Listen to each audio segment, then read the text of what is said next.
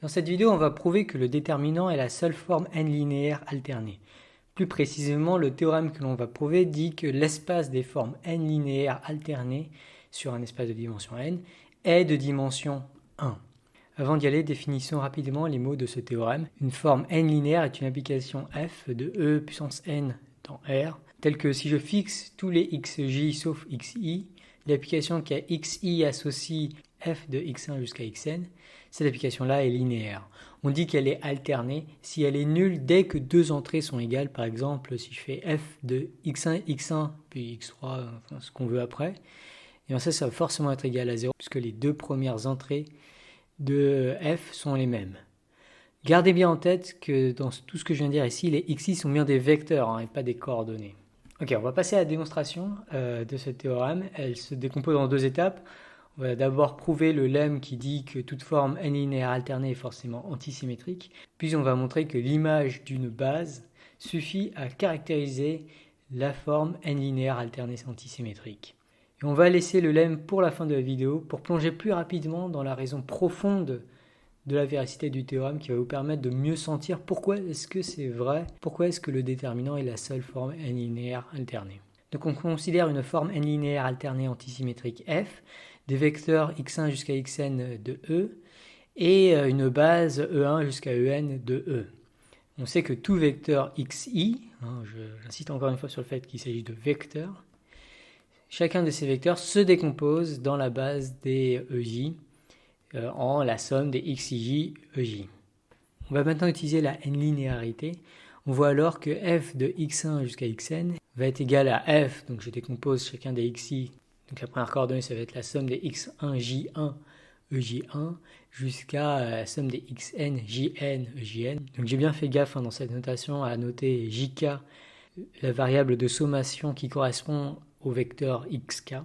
Comme ça, j'ai pas deux fois un j qui représente des trucs différents dans cette équation. Et je vais pouvoir les sortir de f. Ça va nous donner, en utilisant la n-linéarité, la somme pour des j1 jusqu'à jn.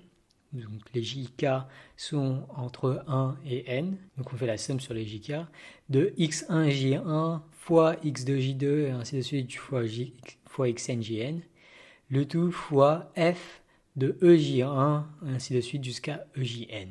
Donc après cette somme-là, c'est une somme pour à chaque fois jk qui varie entre 1 et n, donc c'est une somme de n puissance n termes.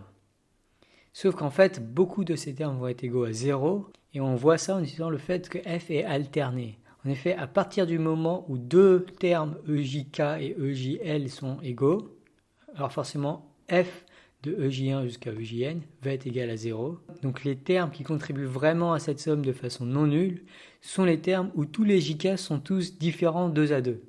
Et ça veut dire que les jk forment une permutation des k. Donc au lieu de noter jk en précisant à chaque fois que jk doit être différent de jl pour tout k pour tout l, on va plus simplement réécrire tout ça en disant que jk est l'image de k par une certaine permutation sigma.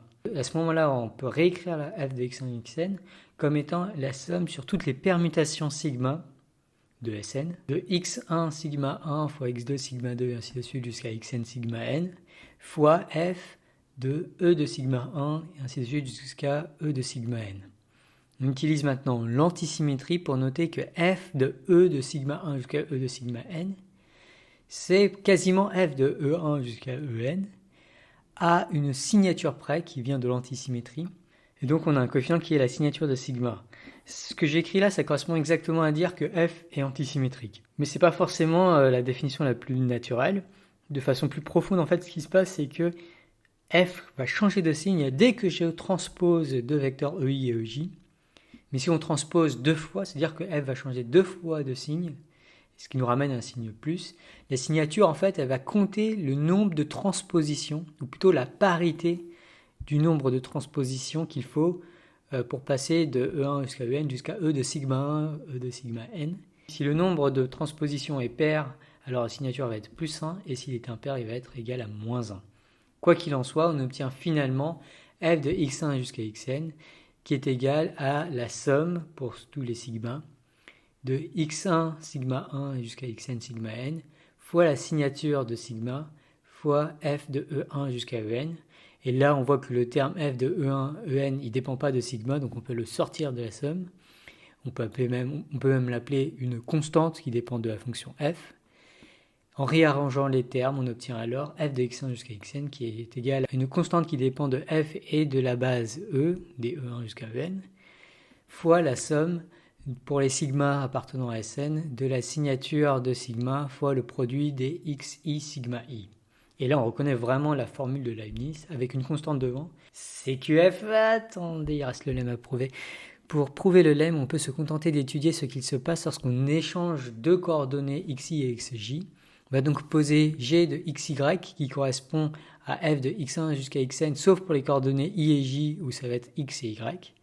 Comme f est alterné, on sait que g de x plus y va être égal à 0, puisqu'à ce moment-là, deux coordonnées de f sont identiques. On utilise maintenant le fait que f est linéaire en sa i'ème coordonnée et en sa j'ème coordonnée. Et on obtient alors 0 est égal à g de x plus y, plus g de y, x plus y.